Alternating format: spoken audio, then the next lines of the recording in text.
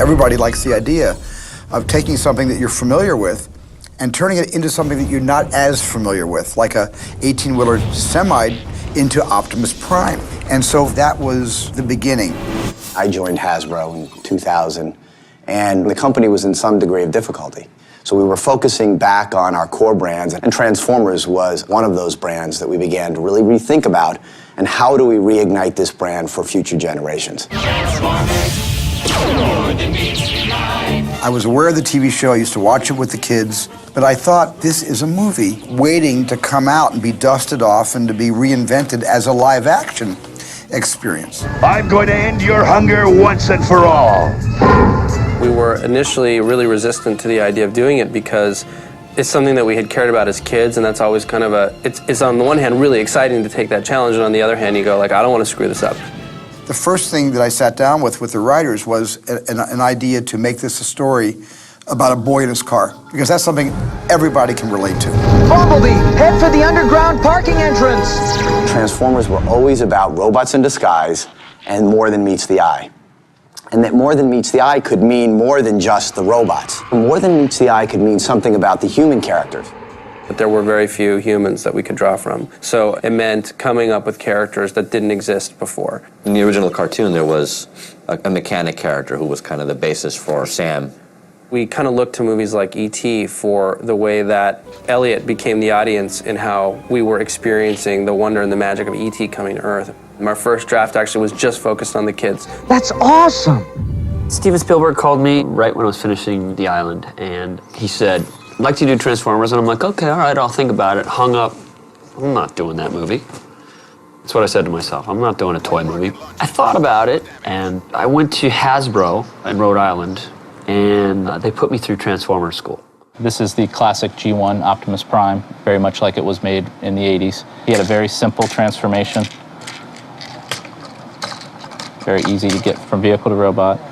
We did the full pitch. Robots are not all equal. They're alive, they're sentient men, they have feelings, they have allegiances, there's backstory, there's a conflict, that they are fleshed out characters, and that we've had so many eras, and there's so much potential that they could pull from to make whatever kind of movie they wanted to make. Something in Transformers just struck me when I was sitting there. I said to myself, if you can make this really real and edgy, and I saw a couple images that were towards the direction that they would like to take this, and I'm like, that's really interesting. So I think right then and there I was kind of sold on trying to make this idea work. Michael Bay was born to direct Transformers. He was the perfect fit for this concept. I hired a team, probably about 25 artists, different people from different kind of expertise, and we were starting to design robots. There was apparently a script. I hear it was way too kiddie. No one wanted me to read it because they thought I would quit right then and there. Michael has incredible instincts about what will please an audience. And so as we were developing the script, we would run ideas by him and we'd say, what do you think about this? I knew I wanted to make it very credible and serious, and I told these guys I wanted to broaden it out and make it so that it had a little more global impact. Much like Close Encounters of the Third Kind, Richard Dreyfuss' story is clearly the centerpiece, as Shia LaBeouf's story is the centerpiece of our movie. But then we have two other groups of humans that we follow quite closely. I kept putting in things of different action stuff that I saw, and what we do is that we sit down, we bat it around, and they see what I'm really liking and not liking. Once he got into the rhythm of it, he started imagining these incredible sequences. And a lot of what we ended up doing action-wise was very collaborative.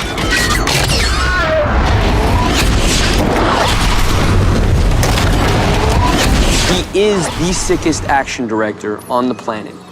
That is something that he is. He's not Ilya Kazan, and Mike will tell you that.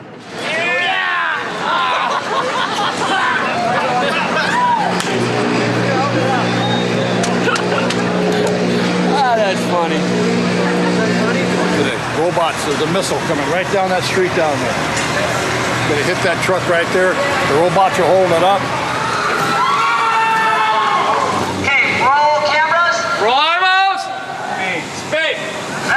Ready. And 4, 3, 2, 1. Boom.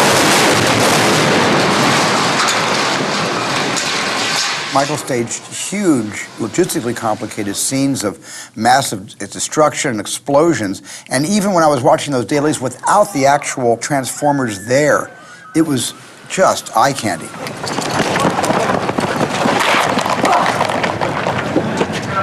In this movie, Michael is the star, and Michael is so much fun. We line everything up with the football. Ready and hike! 3, 2, 1, bam! Does that work? Thank you very much. You got the timing? That's perfect.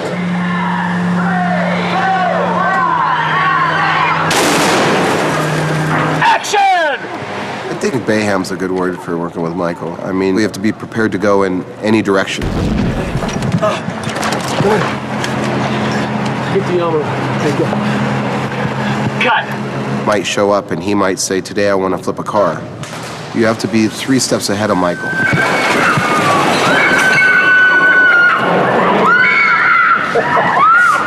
Smells good. You hear on the walkie when I'm walking in, Bay's coming in, he's coming in hot, he's coming in hot. Here we go. Ready? You know, it's all wired because I'm ready to go. When I come into the set, I want to start shooting. Come on cameras, let's go! He's got a tireless kind of energy, and I understood that that's how he gets into it, and then he's into it. It's like an actor getting into character. Jim, lift him up again and do it again. Do it again. Keep rolling. Ready? Okay. Oh, God, please don't kill me, please. Keep moving up. Okay. Jim, lift him up again and do it again. Do it again. Keep rolling. Ready? Mike needs people who can accommodate his needs, and you need to be able to adapt. You can't be the guy who's got the script notes and the ledger, and no, I can't do that, because in the next scene, you can't be that guy. Mike will eat you alive. This ain't gonna... It ain't gonna, trust me, I saw it. I'd stand under it. Trust me, I said. Ready? 3, 2, 1, action!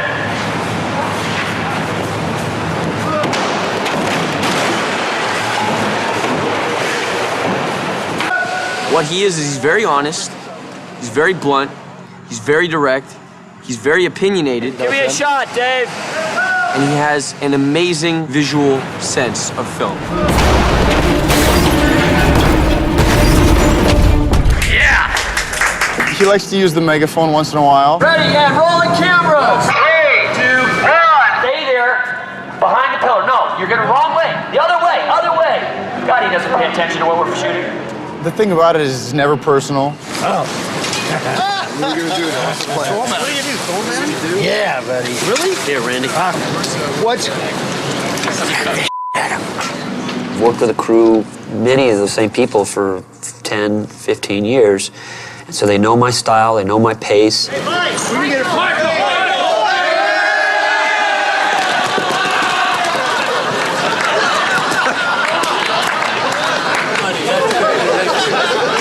You guys pulled that well. I was like over here distracted.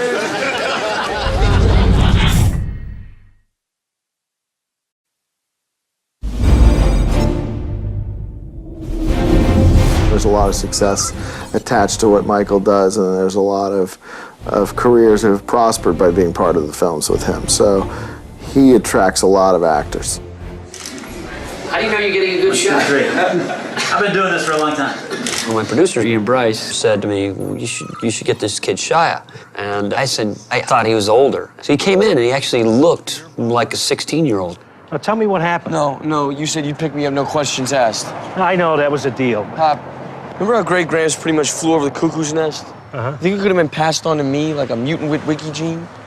First I was like, wow, they're making a Transformers movie. It's insane, you know? They're gonna mess that up completely. They're gonna screw that up so bad. But when I first sat down with Mike, it was never the discussion of, let's talk about the robots. The first thing he wanted to talk about was, how do we make this real? How do we make these characters come across as honest? Gentlemen, Bobby Bolivia, like the country, except without the Hershey squirts. How can I help you? My son here is looking to buy his first car. What I like about Shia is he's the everyday dude, but he's great at improv, and he's got a great comic wit. Nice, right? It fits me. Shia is one of the funniest people, just naturally. It's hard to get through scenes with him sometimes, though, because he's so good at improv, and he gets, like, funnier and funnier as he goes. I just didn't recognize you. Yeah, well, I mean, that's understandable. You know, I just got back from fat camp. I lost like 80 pounds. Oh, So- well, you know what? Good for you. Yeah. That's good for you. Yeah, I learned a lot, and you know, Makes I you a just stronger person. yeah, physically and mentally. Yeah. Did you And make so- friends? But yeah, I mean, some of them died because you know diabetes is really chronic there. But I mean, like, there's 3 or 4 that I kept in contact with, and they're really good people. You know, because fat people aren't bad people, and that's one of the main things they teach you there. It's hard for me to try to not laugh because I get in trouble because we won't ever make it through a scene. I just put the light in. Most importantly, I think he can keep up with Bay. Bay is constantly evolving the characters, is constantly throwing something different at you. My first scene actually was with the dogs. It was like, welcome to Michael Bay's set. Release the hounds. You need to stay hidden until I tell you, okay? Yes, yes. The trainer's worried about your ass, but we are insured at DreamWorks, the Paramount. You know, it's your first day. Hey, welcome. And the whole crew's like, hey, nice to meet you, and action, and you're running.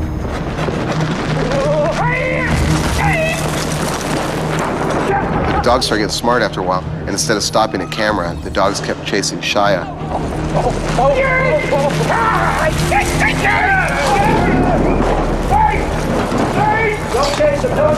Fortunately, Shia ran past me about 30 miles an hour, and I was able to grab the long chain that was attached to the dog.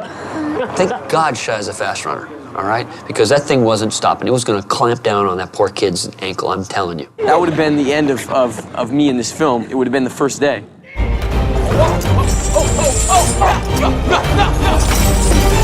Bay talked about how hot Michaela was going to be.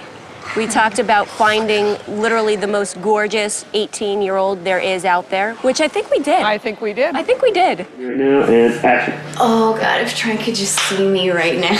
Yeah. Wait, what? You just say if Trent could see you right now? Yeah, if Trent could see me right now. This is crazy. We interviewed a lot of different young women for this, and Megan, I don't know, I just liked her look. I liked that no one really knew about her. I think Shia helped her out. I think that energy between them, I think it kind of works. Hope I didn't get you stranded or anything like that. That's fine. So I was wondering if I could ride you home. I mean, listen, I was headed this way. Figured, you know, I'd ask you if you wanted to ride or not. You know, I'm just putting it out there. Yeah, don't say it's fine, just kind of a nod. The only thing Mike asked me when I was reading with him and auditioning, he just asked me if I could run. He's like, can you run? I was like, well, yeah, I think so. And the other thing he asked me, he goes, do you have a nice stomach? And I said, well, in my opinion, yes, I do. So I figured, all right, I'm going to be running, hopefully not naked, but I'll be running in a belly shirt, maybe. Megan did good with all the running and jumping and cars skidding and everything else going on. I think Megan really hung in there. Drop. Just from filming, I've put on like almost 10 pounds of muscle. Hey guys, give me a 30 pad right here. 30 pad coming in.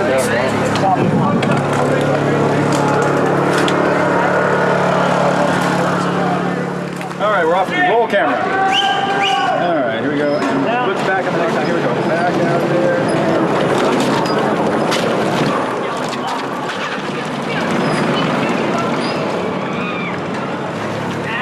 Cut. That's good. That's good. Let's go to lunch. My wife on? Yes, Captain. We needed a leading man. Yeah. We needed a leading man. There were lots of great actors out there, but leading man is very different from just a good actor, and Josh encompasses that. I'm thinking I might win an Academy Award for this role. No, I don't want a premium package! Come on! Come on! Fall back! Best screaming in a movie. Lennox! Oh, water, thank you. Give me chocolate. You got chocolate? Say, give me chocolate. You got chocolate? You got chocolate? I liked him as a person because he was like very American, kind of no BS, just kind of just a nice guy. Colonel Moore offered me the opportunity to go up in a T-38 today. A lot of these military guys were very much like Josh, so I thought it worked really well.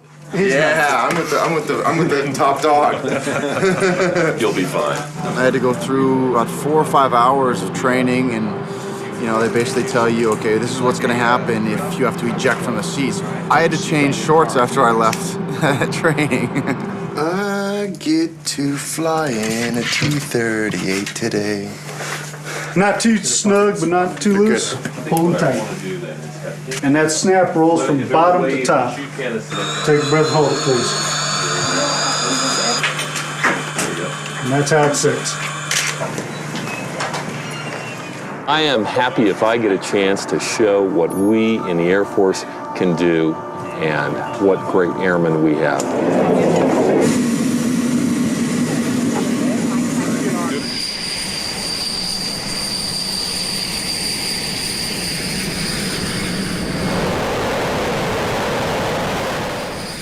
It was one of the most exciting things I've ever done. And he let me actually fly it a little bit. He's like, okay, turn it 10 degrees and we'll go down to 1,500 feet. I didn't throw up once. Starnisha, Tanisha, and Keisha. Y'all laughing at my daughter's name? Yeah. Damn, get me home. All right, cut. All right. All right, good. Tyrese, he paid me to be in this picture, so I took his money.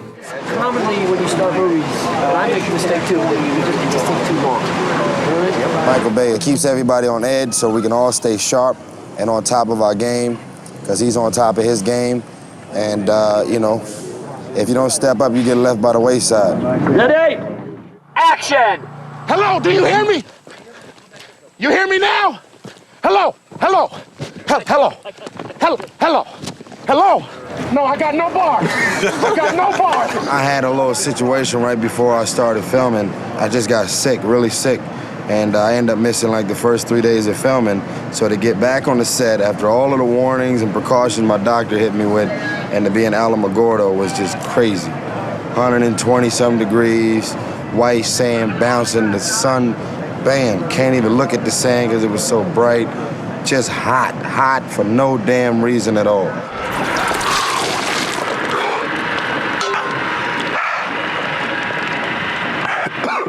Cut. How done? Is that good? And ready in 3, 2, 1, jump. The big challenge with Transformers is that we were working a lot with robots that weren't really there. The robots got 15-foot long feet, you know, and 8 feet wide. So you have these huge things that you have to tell the camera people about, tell the set people about. You can't have it that close. He's filling this whole volume. You know, you try telling that to the guys when they arrive on set, and it's like, what? At first, everybody kind of in shock. What? He's that big? But we had simple tools on set. We have our blueprint, the animatic. We have our cheat sheets, all the size of the robots. They would bring these poles in, and everything else is acting and working around this pole that will soon be a robot. We're literally using window washer poles to act with, you know, and it's a tough thing. You gotta be in love with a pole. You know, that's been the stretch for me. It's a different form of acting. Can you talk? XM satellite radio, 130 digital channels of non-stop commercial-free music, news and entertainment. So you talk through the radio then, right? And a mighty voice will send a message summoning forth visitors from heaven. We all became immediate fans of Shia LaBeouf because our robots are worth nothing if the actors don't interact with them properly. Every day, all day long, my dialogue was with the A camera operator. Okay, roll on them. Go to profile. And our dialogue is with Michael all the time. Let's plan this, and you work out what the move will be. Yeah, you're right where Shia was. You're backing up, and we're gonna go 3, 2, 1, you're going. And the thing is, like, you're backing up like this on the ground because you're seeing it kind of go up in front of you, all right? It was a learning curve, I must say. They got much better at it. The surprising thing with a crew is how quickly they learn. I'm trying to help them imagine the unimaginable. Pretty soon, everybody starts to believe that they're there. And then you guys are gonna crawl back that way, because You want to get out of the way. yeah, you don't want to get squished.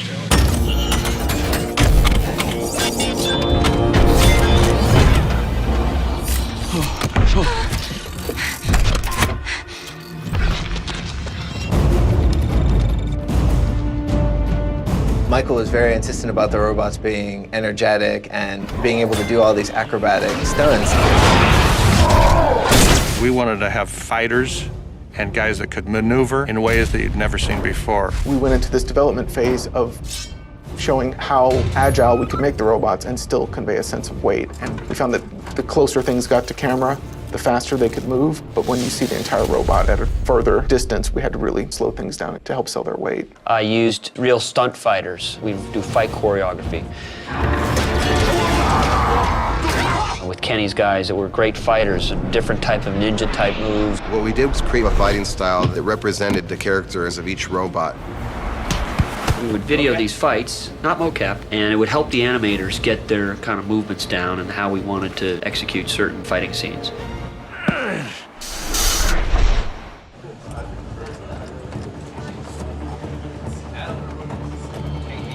More than anyone, the animators are so involved in bringing these characters to life. And the nice thing is, Michael's open to feedback. I'd give them a lot of freedom. So what do you think? What do you think Optimus would do? And they all know Transformers, forward and backwards. And, and you'll see things in the movie that reference like the old cartoon because they were such big fans of it.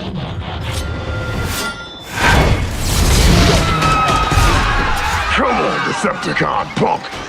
We've learned Earth's languages through the World Wide Web. We had to get into Michael's head about who these characters were. Believe it or not, it's very hard to animate any type of emotion from a robot if you don't have things that move. Michael stressed to us how important it was to get the performance to read in the eyes. The majority of the performance is sold in the eyes. The more we added, it just made it more real and felt like there's a soul in there. My name is Optimus Prime.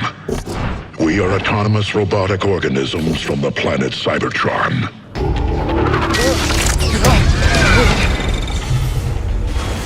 We have a lot of transforming robots. I think originally we started with 15 transformations. We have over 40 now in the film. In the original cartoon, you could have robots kind of transform midair and you really wouldn't care about laws of physics. This was almost too easy. Every single transformation in this movie is done as if these transformations were actually taking place in real space and in real time. There's not too many people in the world that could have figured this out. It takes a real genius to be able to disassemble these things and put them back together in a different shape. Yeah, we didn't want to have metal actually change shape. We wanted to find a place for it on the vehicle and find a place for it that corresponded with the robot. We would really play to camera, like have all the important pieces show up, move, rotate, and go back, while we were shuffling a bunch of cards behind the scenes. In the Optimus transformation, this is the camera move, and what we would do on set is we would put a pole representing Optimus's height, and that's what we start with. The next thing we do is we match the camera move on the computer. So this is what Optimus would look like if he were just standing in the shot on the ground. So this is the transformation take. So it's all happening right in front of camera, in front of the audience's eyes. And you can see the detail. We go to the final rendered take. There's cast car parts, there's engine pieces, there's gears, there's the headlights, the trailer hitch, tires. They could do whatever they wanted to each individual part.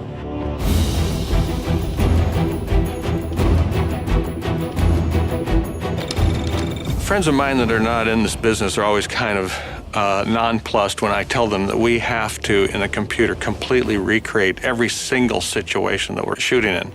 What that means is our match mover, he's got to be able to come back here and completely reconstruct that in the computer because the computer doesn't know where anything is. We have spatial marks out on this area, and then Duncan, of course, measures each one later on. We know exactly where these spots were because we have to rebuild it wherever he makes contact with either the ground or the object around. So when you see these guys stand on things and sit on things and bang against things, even the buildings that are, 10 stories tall all have to be mapped and measured on set. There's a lot involved in making these vehicles and robots look real. We would go out and take pictures of the tire tread. The treads on our Optimus are the same as the treads on the real truck, and the detail down to the smallest bolt or the engine block, all that stuff. We were very meticulous. You want to see a car driving down the road and see it transform and watch it and say, well, those are real car parts. And to me, that's always the most fun and most challenging thing is, can we make this stuff look real? We did huge packages of texture reference and abrasion reference for even the robots internally, because we didn't want them to be so squeaky clean that they were uninteresting. So on his hand, the surface was perfectly smooth, and then we add in these scratches and nicks and dings. The hardest part about this film is we don't have real robots, we have real cars, and the real cars their buffing. You look at a real car that's just been washed and polished and shined up, and it almost looks like a CG car. So the hard part was trying to find a balance of dirt and aging to add to the robots that didn't make it look implausible that they could have come from this very clean car. So all the car paints have multiple layers. They have a colorful layer, which is right here. You see yellow reflections in here, but there's also a clear coat on top of it, which is supposed to protect it, but it also gives you a really white reflection. So you always see a colorful reflection next to a white reflection. Probably 2 years ago, we couldn't do this movie because of lighting and ray tracing, which is a way you light things. We spend a lot of time getting the lighting right. It's very complicated to get all the specularity. Because I'm a lighting buff, you know, and especially shooting so many car commercials. I would give dissertations at ILM of like, okay, if you see a car, it's gonna have a hot spot, it's got flat here, it's got more hot spots, it's got a long highlight there, and it's very confusing when you look at it. It's not like just one soft light on the car. So they had to really invent how to light these things so complicated to make them look like they're moving, and it's like reflecting car parts in a real world. And so we're always trying to add that in, and we're trying to give that sort of look to our robots, and adding glints in what he calls pings, you know, where you highlight certain areas. These tiny little lights that are being reflected in the surfaces is what he's after. That was so interesting for us that I think most of us lighting people became road hazards because we're driving around looking at other cars. The robots are shiny. They have glass, they have metal, they have painted surfaces. The entire environment has to reflect. So every single shot has an environment recorded for it that gets now projected onto the robot. Otherwise, it will look phony baloney. We apply everything that we've gathered from set, which is really high-resolution environments, and everything is being reflected in the car panels. And obviously, these robots are moving around a lot, so we're getting a lot of reflective play on the surfaces. And there are major light sources in here, from the headlights, there's the overhead balloon, there are the eyeballs in there, which have to be glowy, the blinking lights. We have the blinker right here, and then the face and his mouth talking is being reflected in the hood of the car. And that is what really sells it at the end. That's sort of the icing on the cake for us. Our job and our task to create the illusion that everything was just shot on the same day, and that, you know, these robots who aren't even real were there.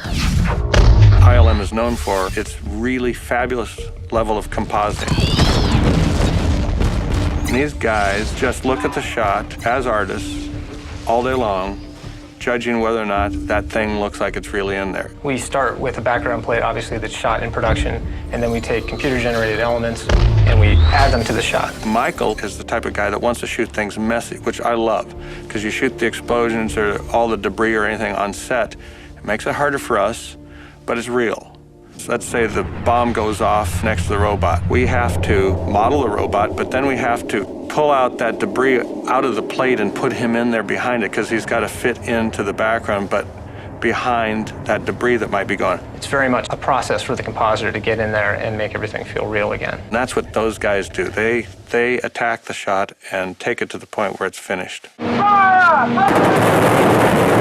We shot a plate of the real helicopter, but in this case, it ended up being easier just to remove that helicopter. This is what the background plate was. We essentially removed the real helicopter and then replaced it with our own.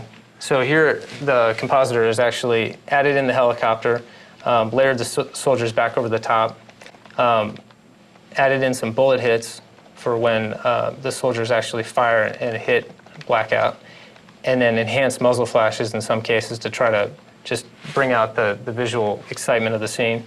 And then in the background here, where we had, you know, previously a blank tarmac, we've added more soldiers and just more firing as a texture of excitement, just to make it look like they're hitting them sort of with everything they've got. My God.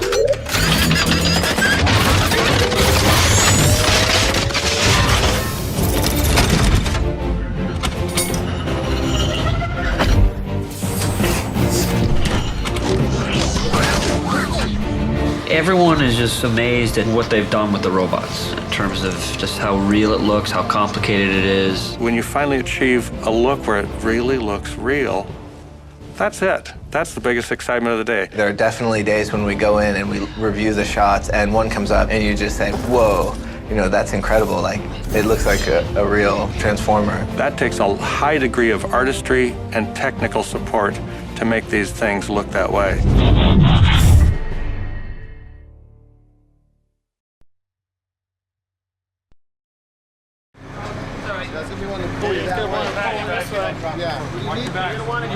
Now what you want to do is grab one of these handrails. My cameo was Megatron plucking me out of a Mercedes. Mike, do we not need to damage the car a little bit? Because he's just been stomped on, right? I would damage a little bit. Why? Well, because we haven't done anything to it yet. I know. Right here. Yeah, yeah. That's done. Okay, we're done. All right, Kenny, what we'll do? Come on, quick, guys, let's go. Michael Bay will be in the driver's seat, and there are stunt people around him, and they'll be bailing out of the doors as the car's spinning around. Hey, here we go. String them up, baby, string them up. Okay, gun up in the air. Picture. Okay, stand by, please. Is that good? Is that good for camera?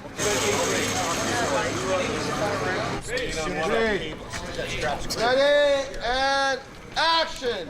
And 5, 4, 3, 2, 1.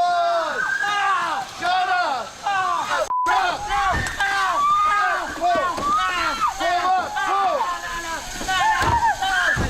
Cut! I'm cutting that. Coming down right here. Oh! Hey, where you going, Michael? Whoa! Hey, where you going? Come over here. Hey, just drop. Trust me, drop. No, I don't want to drop. No! Trust me. You gotta drop sometime. Good job.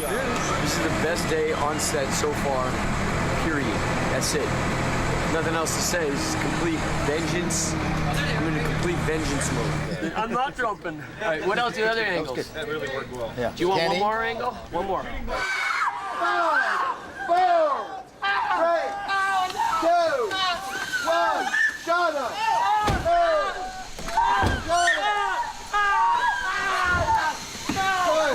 Hold him there. Cut. Coming down. All the way down. I'll be back. How was that? Is that good? Good job. It was a very expensive shot, but